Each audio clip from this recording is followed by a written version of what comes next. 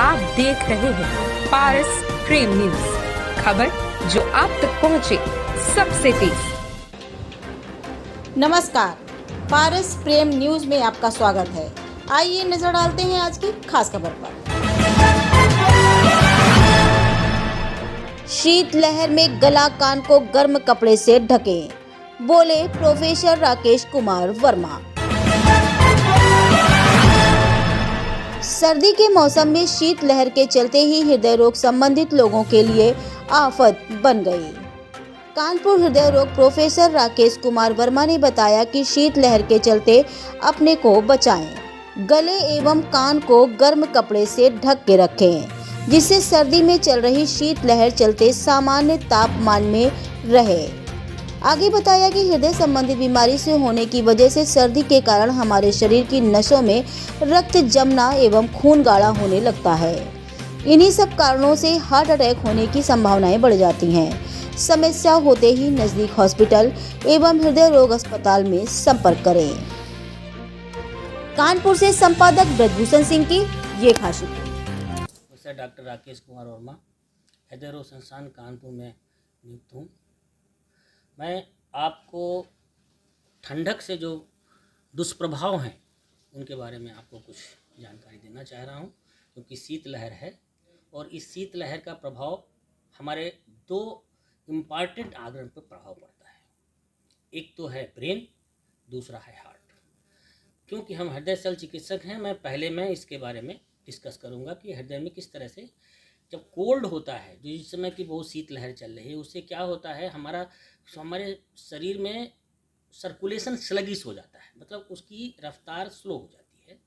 और इस कारण जो है हमारा जब स्लो सर्कुलेशन होता है तो प्लेटलेट एग्रीगेशन के चांसेस बढ़ जाते हैं।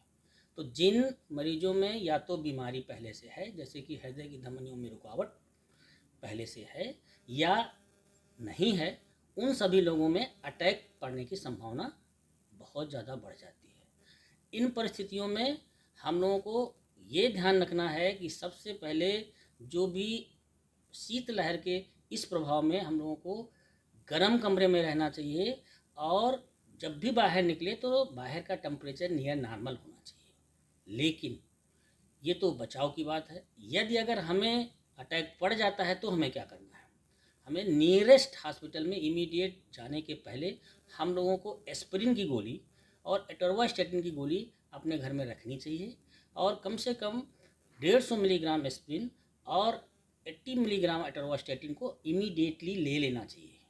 तब हमको प्रोसीड करना चाहिए कि हृदय रोग संस्थान की तरफ बढ़ें या नियरेस्ट हॉस्पिटल की तरफ बढ़ें, फिर वहाँ पर उसका उपचार पूर्णतः संभव हो सकता है। ये तो हम हृदय के बारे में बताना चाह रहे हैं, जिसमें कि सबसे ज़्यादा प्रभाव हमारी हृदय की धमनियों में पड़ता है, जिसके कारण अटैक होता है। दूसरा आर्गन जो हमारे शरीर की संरचना में वो बहुत इम्पॉर्टेंट आर्गन है, जिसको कि हम ब्रेन कहते हैं।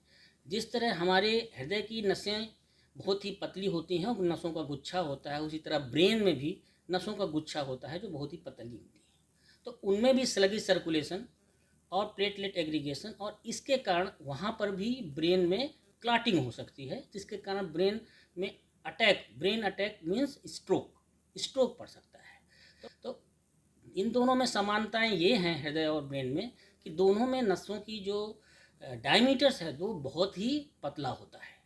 अब जब जितना डायमीटर पतला होगा तो खून का सर्कुलेशन कम होगा, विस्कोसिटी खून की ज़्यादा होगी, तो अटैक या तो हार्ट अटैक पड़ सकता है या तो ब्रेन स्ट्रोक पड़ने की संभावना पूरी रहती है। ये दो आर्गन बहुत ही इम्पॉर्टेंट हैं, जिन पे दोनों में डैमेज काफ़ी आपके लिए शरीर के लिए नुकसानदेह हो सकता है। तो हमें इन सब चीज़ों से बचना कैसे है? सबसे पहले इम्पॉर्टेंट है कि हमें कोल्ड से बचना है। तो पहले तो अपने शरीर को वार्म करके रखना है, हमें अपने कपड़े जो है गर्म पहनने हैं, और दो अंग को विशेष तरह से हमें ध्यान देना चाहिए कि कोल्ड इंटर कैसे करता है हमारे शरीर में। जो दो हैं, एक तो गला और दूसरा कान। तो हमें जो है, क्योंकि ये बिल्कुल नज़दीक होते हैं ब्रेन के और दूसरा हार्ट के, तो ट्रांसफर्स ऑफ हीट, मतलब अगर हम ठंडा एक्सपोजर होंगे तो वो जल्दी ट्रेवल करेगा। तो ऐसी परिस्थितियों में हमें अपने कान को बहुत गर्म कपड़े से कवर करके रखना चाहिए और गर्दन को भी कवर करके रखना चाहिए इस तरह की, जिससे कि ये कोल्ड हमें डायरेक्ट एक्सपोजर ना हो और इसका डायरेक्ट प्रभाव शरीर पे ना पड़ो। एक तो ये सबसे इम्पॉर्टेंट चीज़ है कि हमें कपड़े अच्छे गर्म पहनने चाहिए और कान और गले को बंद करके रखना चाहिए। दूसरी, हम जहाँ रह रहे हैं उस कमरे का भी टेम्परेचर नियर नॉर्मल होना चाहिए। तो हमें जो है वार्मर का इस्तेमाल करना चाहिए। वार्मर में भी बहुत ध्यान देने वाली बात है, कई तरह के मार्केट में अवेलेबल है। एक तो हीटर होता है, एक होता है ऑयल हीटर। हम लोगों को ऑयल हीटर प्रेफर करना चाहिए, यदि अगर संभव है तो ऑयल हीटर इज बेटर। और आग को जला करके नहीं रखना चाहिए, क्योंकि उससे कार्बन डाइऑक्साइड का प्रोडक्शन बढ़ सकता है और वो हमारे लिए हानिकारक हो सकता है। तीसरा जो सबसे इम्पॉर्टेंट चीज़ है, जब हम घर से बाहर निकलें तो ये अनुमान लगाएं कि टेम्परेचर बाहर का नियर नॉर्मल है कि नहीं, तभी हम लोगों को अंदर से बाहर निकलना चाहिए। 24 hour round the clock cardiac medicine की टीम रहती है। कार्डियक सर्जन बैकअप में रहता है। कार्डिक एनेस्थीसिया की टीम, जो बेहोशी देने वाली टीम, वो भी 8 आवरली ड्यूटी पे रहते हैं और 24 आवर इंटू 7 एक्शन में रहते हैं। इन समय में जो कोल्ड होता है तो हमारे यहाँ पर पेशेंट की अमूमन जो है कम से कम 5 to 10 टाइम्स अटैक की मरीजों की संख्या बढ़ जाती है।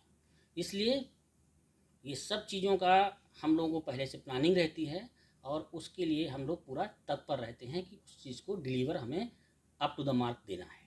गर्मी की अपेक्षा कितने जाड़े में निकलना है? 5 to 10 टाइम्स बढ़ते हैं जाड़े में। ये जग जाहिर है, ये कोई यहाँ की बात नहीं है, हर जगह। कोल्ड में 2 ही आर्गन हैं, पहले मैं बता चुका हूँ, हृदय और ब्रेन। तो हृदयाघात 5 to 10 टाइम्स बढ़ जाता है, इसमें कोई कन्फ्यूजन नहीं है।